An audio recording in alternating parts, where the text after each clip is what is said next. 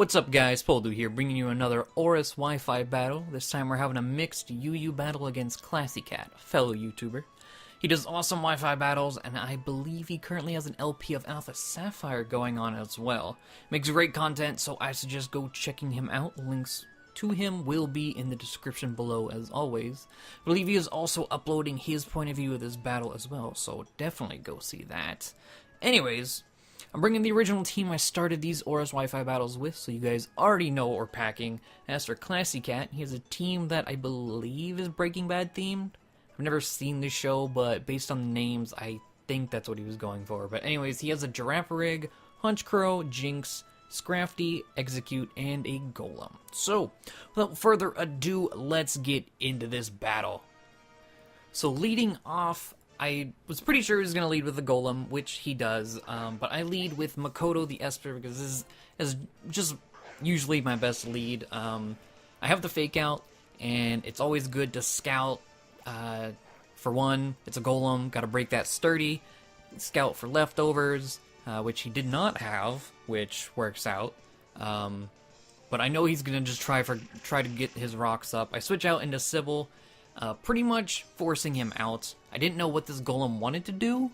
I just knew the rocks were coming, and if he was definitely not going to stay in, especially after I broke his sturdy. And I knew that, so I went for the Leech Seed instead of the Giga Drain, and he goes out into his Jinx. And I land the Leech Seed, and I really don't know a whole lot about Jinx. I was thinking an Ice Punch or something, Ice Beam coming in, but he goes for the Trick, which screws me up and helps me. You'll see later where it helps me, but Vic, kind of useless now. Choice Scarfed, I can really only do one thing, and here is where I make a really stupid mistake. I forgot that Jinx is one of the Pokemon that gets dry skin. So I stay in like, I'm gonna burn this thing or just get some damage off, it's fine. But no, I just heal him back to full, like an idiot. Felt really stupid, and I am just hightailing it out of here because I'm not just gonna sit here and keep feeding him health. But I do get the Leech Seed damage back in the health, so it's not too terrible. But I go back into Makoto because, like, anything this Jinx has, Makoto can at least take one of. He goes for the Psyshock again, eat that up, and here I go for the Thunder Wave. I land it, which is awesome because this Jinx is faster than everything on my team, I believe, and I'm not gonna have a Jinx running house on my team. He goes to the Ice Beam, I eat that up, and like I said, here comes the Thunder Wave, lands, and that gives me opportunity to either kill or at least almost kill with a Dark Pulse. Dark Pulse, like the Thunder Wave Dark Pulse is always what I try to do with Makoto if possible. And I'm getting the Leech Seed recovery damage as well. So Dark Pulse, hoping for a Paraflinch, but no, the Ice Beam comes in, and that is gonna be the end of Makoto. Which is fine, Makoto did what Makoto does. Come in, interrupt, Thunder Wave, and deal damage before getting sacked off. Which, that's good for me. So, I go into Mr. Wayne, just to finish this thing off. I know I'm going to be faster than it.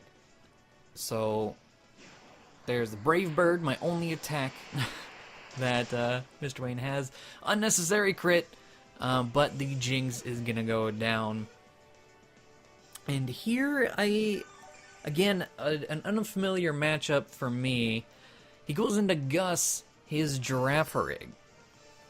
I know Giraffe Rigs can carry the Sap Sipper, but I decided, I'll just see what this thing wants to do. If he goes straight for the Psychic, whatever, I'll still get the Defog up, get rid of the rocks. But he goes for the Calm Mind, I guess, predicting me to switch out. And at this point, I'm like, well, I might as well switch in. I'm faster than him. So I might as well get damage off before he takes out Mr. Wayne, because I don't want to switch in on a Psychic. I want to safe switch in But the Brave Bird actually does a lot more than I expected it to. For a second, I thought it was going to kill. I would have been really surprised, but it doesn't. Almost does, and of course, he goes for the Psychic, taking Mr. Wayne out. But I got rid of the rocks. I did a good sum of damage, so I would say that that is fine. So we go into Vic. I figured, you know, Vic can take whatever this Draft Rig wants to throw at me, and then the Thunderbolt comes out, and I get scared.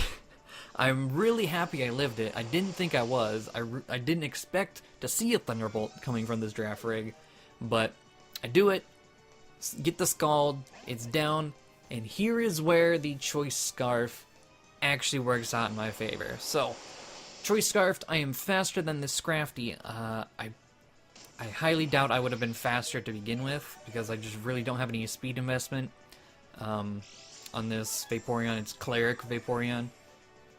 But he goes for the Drain Punch. I live on 20. I go for another Scald, thinking, alright, well, there's no point in me switching out. He goes for the Dragon Dance. I'm like, well, here it comes. I'm about to get swept by a Scrafty. But even with the increased speed, the Choice Scarf pulls through. I get the Scald. And finally, after 3 tries, there's the burn. Had I not gotten that burn, I would have gotten swept. Also, had he not been Moxie and had been Shed Skin to get rid of the burn, I still would have gotten swept. But luckily, he did carry the Moxie, so the burn is going to pretty much render him useless. Yeah, he has the +2 from the one from the Dragon Dance and one from the Moxie, but I bring in Mother, who doesn't really care one way or another. Unless he got the crit here, Mother would have went down, but he shows me the Ice Punch. Doesn't even do half because of the burn. And luckily I land the Bone Meringue. I would have been very upset had I not landed the Bone Meringue. But it doesn't really matter, because he brings in pretty much what I expected. His Heisenberg, Haunch Crow. I'm not going to outspeed. I actually thought I might live this Brave Bird, but with Stab and the Life Orb that is about to be revealed, yeah, I'm not going to live it. I don't know if I would have lived it without the Life Orb, because Mother has some kind of bulk to it. But I don't think I would have. But Novarg comes in, doing what Novarg does best. Adaptability, normal gem, Hyper Beam. And of course, he ain't living. Had he gone for a Sucker Punch, that would have probably secured him the game, but he doesn't. He brings in his Execute, which I've never seen an Execute, like, actually battled. I figured he probably has, like, the same set my Executor does. He's just Eviolite instead of Harvest Citrus Berry. But I live the Psychic, and I was gonna go for a Dark Pulse here, but I think he would have lived Dark Pulse, being Eviolite. And very rarely does Novarg live to go for a second attack, so I go for the Hyper Beam again, because why the hell not? Kills it, Golem comes in, and this is where I just go from, like, just nervous to just full-on showering sweat. Explosion. I was expecting a Sucker Punch to come from this Golem, but he goes for a normal gem explosion. I'm sitting there sweating so bad, watching my HP go down, but Sybil pulls through, lives the explosion, which I was happy for. I didn't really expect to live it, but I did. And that is the game. It was super close, came right down to the wire. It was a really fun battle. So again, ClassyCat, he said he'd be uploading his point of view, so go check that out, along with just go check out his channel. Again, links will be in the description below. Hopefully you guys enjoyed this battle. This team might go away for a little bit, because this is the 3rd video with this team, and I might go make a new one, get some more variety mixed in. But anyways, hopefully you guys enjoyed, and I will see you all later.